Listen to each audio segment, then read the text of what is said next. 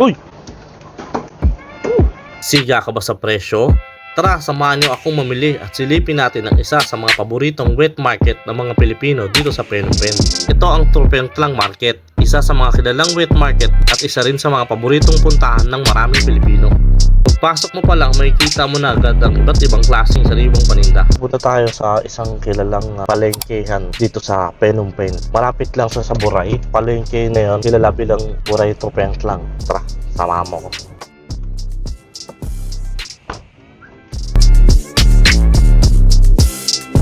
Dito, makakabili ka ng sariwang gulay, prutas, at karne para sa araw-araw na pagluluto.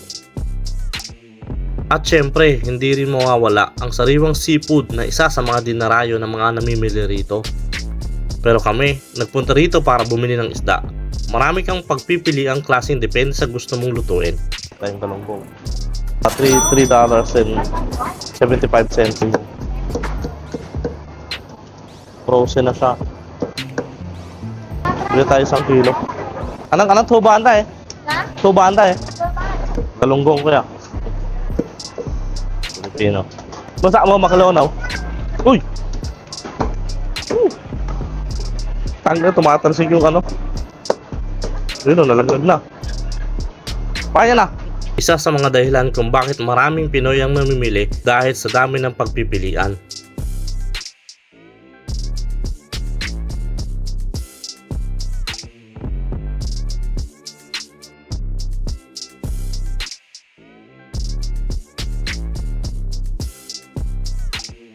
Tatlong piraso, siguro mga nasa 5.5, nasa mga 330 pesos, tatlong isda. Punchon!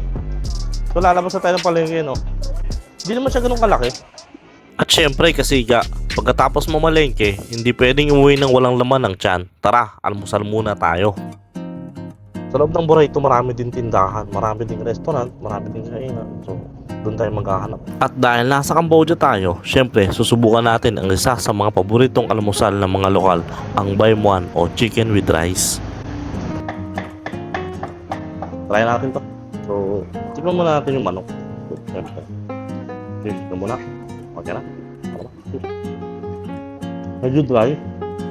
Pero nalasahan mo yung soy sauce, yung marinated na matamis eh. Matamis-tamis. Na. Cheers. Perfect. Kain mo na to. Kain mo tayo. At dito na natin tatapusin ang vlog na to.